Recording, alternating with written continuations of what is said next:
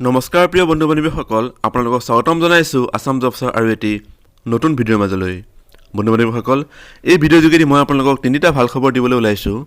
প্ৰথমটো ভাল খবৰ হ'ল ডিৰেক্টৰেট অফ এলিমেণ্টাৰী এডুকেশ্যনৰ অধীনত যি ৯,৮৮২টা নিয়মীয়া শিক্ষক পদৰ নিযুক্তিৰ প্ৰক্ৰিয়া চলি আছে, সেই নিযুক্তিৰ প্ৰক্ৰিয়াৰ দ্বিতীয়খন মেধা তালিকা অৰ্থাৎ ছেকেণ্ড প্ৰভিজনেল মেৰিট লিষ্ট যোৱাকালি মাজনিশাৰে পৰা dw.assam.gov.in এইটো অফিচিয়েল ৱেবছাইটত উপলব্ধ হৈছে।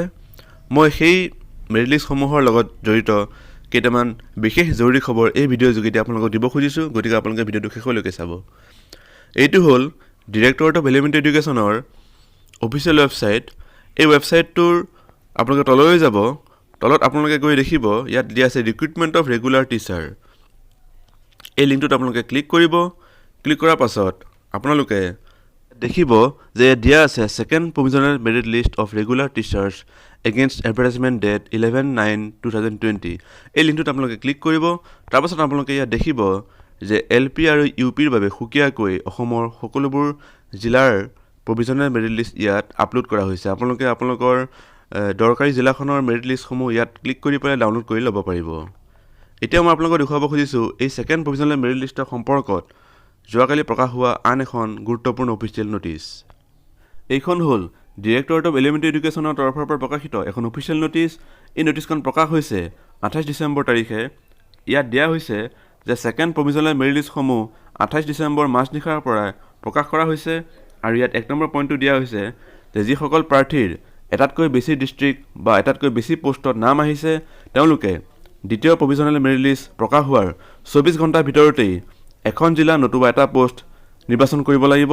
আৰু এই বিষয়ত প্ৰয়োজনীয় লিংকটো ইতিমধ্যে এক্টিভেট কৰা হৈছে।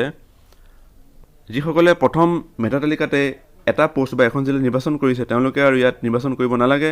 এই দ্বিতীয়খন মেধা তালিকাত যিসকলৰ এখনতকৈ বেছি জিলা বা এটাতকৈ বেছি পোষ্টৰ নাম আহিছে, তেওঁলোকেহে এখন জিলা বা এটা পোষ্ট নিৰ্বাচন কৰিব লাগিব।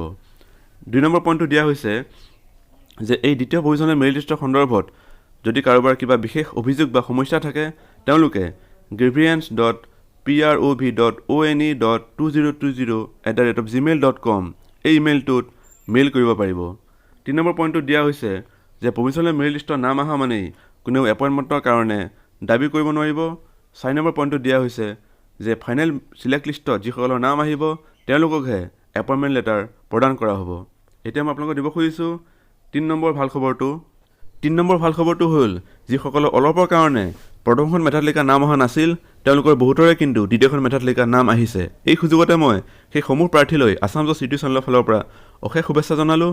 আৰু এই বিষয়ত আগতেও ভিডিঅ' প্ৰস্তুত কৰা হৈছিল আসাম জবছ ইউটিউব চেনেলৰ ফালৰ পৰা যে প্ৰথমখন মেধা তালিকাতকৈ দ্বিতীয়খন মেধা তালিকাত কাট অফ 100% কমিব। আৰু সেই অনুসৰি অসমৰ প্ৰতিখন জিলাতেই LP আৰু UP উভয় কেটেগৰীতে কাট অফ 1, 2, 3 বা সৰ্বাধিক 4লৈকে কমা আমি দেখিবলৈ পাইছোঁ।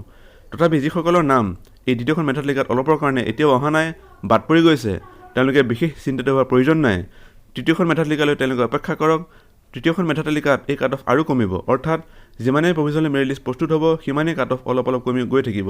কিয়নো এই দ্বিতীয় মেধা তালিকাটো এনেকুৱা বহুতো প্ৰাৰ্থী আছে যিসকলৰ নাম 2খন, 3খন বা 4, 5খনলৈকে জিলাত নাম আহিছে, তেওঁলোকে 24 ঘণ্টাৰ ভিতৰতে এখন জিলা বা এটা পোষ্ট নিৰ্বাচন কৰিব।